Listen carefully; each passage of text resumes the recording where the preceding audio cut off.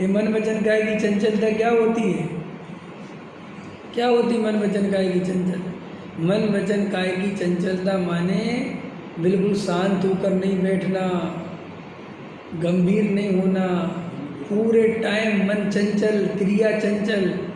बैठा है, कहीं बैठा है तो बार बार करवट बदल रहा है, बार बार आसन बदल रहा है, बोलने की चेष्टा कर रहा है, अपना अलग से दिमाग लगा रहा है। नहीं समझ आया ना? ये मन वचन काया की चंचलता, बिल्कुल शांत होकर बैठा नहीं जाता। थोड़ी देर शांत बैठा तो व्यापार के बारे में सोचने लगता है, घर गृहस्थी के बारे में सोचने लगता है, दुश्मन के बारे में सोचने लगता है। बिना सोचे आधा मिनट नहीं बैठ सकते। ये मन वचन काया की चंचलता का त्याग करना आत्मार्थी के लिए बहुत जरूरी है। तुम्हारे मन वचन काया में गंभीरता होनी चाहिए। समझ में आया? अपने मन पे कैसा कंट्रोल, जैसे अब मान के चलो प्रवचन चल रहा और कोई बहुत बढ़िया बात चल रही जो बिल्कुल अपन को भेद ज्ञान की तरफ बढ़ा, अब इतने में मन में कोई विकल्प आ गया तो उसे रोको, पूछो मत, क्योंकि इससे इनकी ये धारा डिस्टर्ब हो जाएगी और ये व्यर्थ का प्रश्न है, मैं आगे पीछे पूछ लूँगा। लेकिन वो मन की चंचलता का अधीन इतना है कि इतना विचार करे बिना खट से बोल देता। ये आप हो जब होशपूर्वक जियोगे आप, तो आपको ये अपने आप मन वचन काया की चंचलता कम हो जाएगी। आप जितना आप बेहोशी में जियोगे आप तुरंत मन वचन काया के गुलाम हो जाओगे, क्योंकि आत्मा जागता है तो इंद्रियों की गुलामी छोड़ता है और आत्मा सोता है तो इंद्रियों की गुलामी करता है। आया समझे? ये बनियाई बुद्धि का त्याग करो अगर आत्मा का कल्याण करना है तो। कैसा बनिया है, कुछ बैठे बैठे कुछ तो करें जी, आप बिल्कुल आदत छोड़ो, कुछ मत करो। क्या?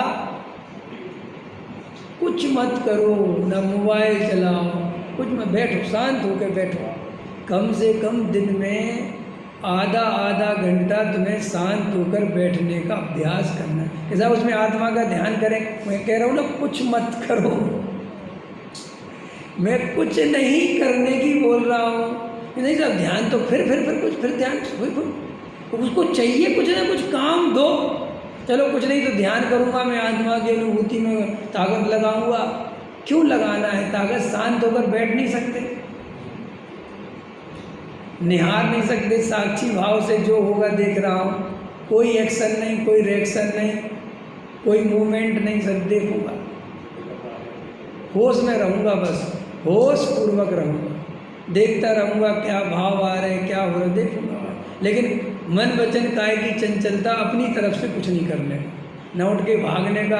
खूब मन करेगा पैर हिला लूँ, नहीं हिलाऊंगा।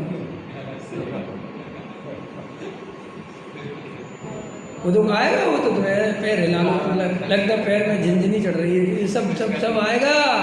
क्यों है भैया? वो मन वचन काया चंचल है और वो जो आपको पता है ये मन वचन काया बड़ी खतरनाक चीज़ है, जिसे अपन समझते नहीं। योग का अभाव अरहंत भगवान के भी बाद में होता है। मानव की देखो, मिथ्यात्व गया, अवरति गई, प्रमाद गया, कसाय गया, लेकिन 13वें गुण स्थान में योग बना रहता है। योग कितनी खतरनाक है योग है। अरे माने मन वचन काया माने मन तो खत्म, वो प्रवृत्ति वो चलते हैं समूषण आदि में इधर से उधर गमन होता है ना, वो सब काया का हो रहा है ना परिणमन। तो अयोग केवली 14वें गुण स्थान में, 13वें गुण स्थान का नाम है संयोग केवली। तो तुम समझते जो मन वचन का ऐसा ही आचार्य भगवंतों ने जनवाणी में लगाया है। आश्रव का मूल कारण तो मन वचन काया की चंचलता है। क्यों कि मन वचन काया की जितनी चंचलता होगी, जीव उतना ज़्यादा आत्मा से दूर रहेगा।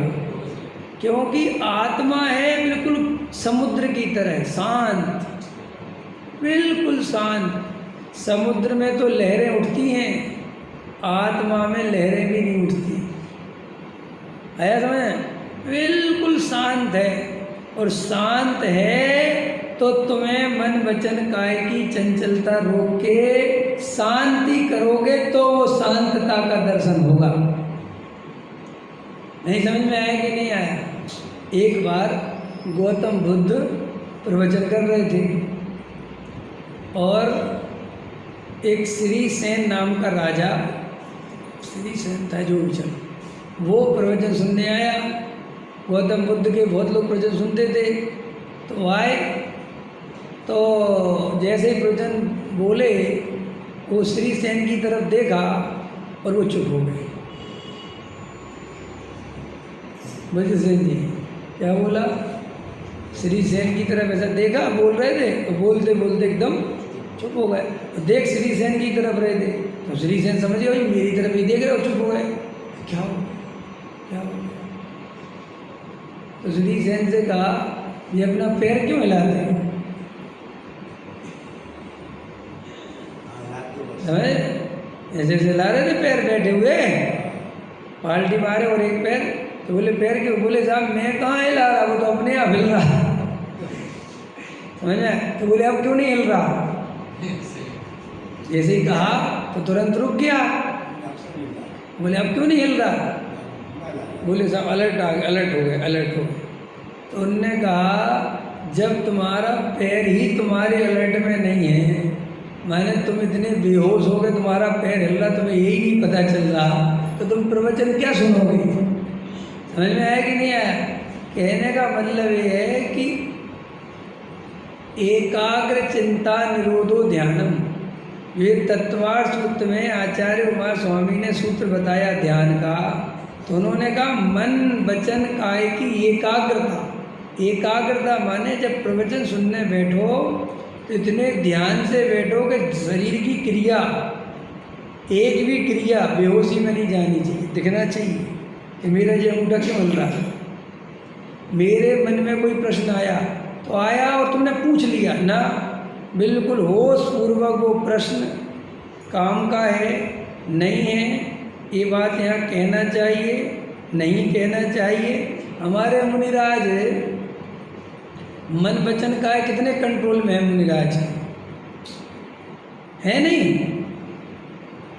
देखो हमारी हालत कैसी है, जैसे कोई म्यूजिक बज रहा हो तो तुम क्या करते हो? म्यूजिक बज रहा हो, कहीं गाना बज रहा हो, तुम क्या करते हो? तुरंत उस गाने को गाने लगोगे, अथवा उस म्यूजिक के साथ ऐसे बजाने लगोगे। टेबल होगी तो वो बजाने लगोगे। हमारे मुनिराज नहीं बजा सकते, ऐसे बजा सकते हैं, उनको भाव भी नहीं आता। तो भाव क्यों नहीं आता? भैया आत्मा की साधना इतनी जागृति पूर्वक करते हैं कि एक एक भाव दशा उनकी, समझ में आया? मन वचन काय की चंचलता अस्थिर नहीं है, चंचलता नहीं है। मुनिराज कभी भी ऐसा नहीं हो कि नाचने का भाव आ जाए, ऐसा नहीं होगा मुनिराज को कि चलें तो ईरिया समिति के बिना चलें। आप सोचते होगे कि बहुत नहीं, उनकी इतनी सजगता और सावधानी रहती है जीवन में कि वे जैसे उठते हैं, देखो तुमने मुनिराज की चर्या देखी, हम तुम तो भूल जाते हैं, लेकिन वे जितने बार उठेंगे, जितने बार सांस लेंगे, उतने बार पीछे से करेंगे। समझ में आया? फिर रखेंगे बराबर, फिर उठेंगे, फिर चलेंगे तो पहले जमीन ऐसी साफ करके फिर एकदम उठेंगे। तो वे ऐसे कहाँ से हो गया? वो मन वचन काय की चंचलता कमज़ोर पड़ गई आत्माराधना से। तो अब अपन को तो अभी उतनी आराधना तो नहीं है, लेकिन अभी अपन को आत्मा समझने के लिए बैठे तो उतनी सावधानी चाहिए। मन वचन काय की चंचलता नहीं होनी चाहिए। हमारे मन में कुछ चल रहा है, वचनों से कुछ बोल रहे हैं, शरीर से कुछ कर रहे हैं और साथ में आत्मा की बात सुना रहे हैं। और कितनी चंचलता है वीके जैन साहब, प्रवचन सुनेंगे यहाँ और दूसरे के बारे में सोच रहे हैं, प्रवचन पूरा यहाँ सुन रहे हैं। ये क्या हुआ? मन की चंचलता आ गई कि प्रवचन यहाँ सुन रहे हो और सारे विकल्प, और कितनी देर तक भाई, एक आध मिनट को चला गया तो होश आ गए, कहाँ चला गया तो भी ठीक है। क्या हुआ? बार बार नहीं, आधा घंटा, और आधा घंटा पूरा ध्यान बाहर चला गया, दुकान पे चला गया, मकान पे चला गया, जहाँ भी चला गया। और यहाँ पे पूरा कैसे दिखाया कि हमने पूरा प्रवचन सुना। आया समय? तो इसलिए क्या हो रहा है, ये प्रवचन अपने को असर क्यों नहीं कर रहे? इतने प्रवचन, इतना सुनने के बाद भी हमारे अंदर मिथ्यात्व का नाश क्यों नहीं हो रहा? क्योंकि उस मिथ्यात्व के नाश के लिए जितना पुरुषार्थ चाहिए वो आप उतना कर ही नहीं रहे। आप बार बार ढीला छोड़ देते।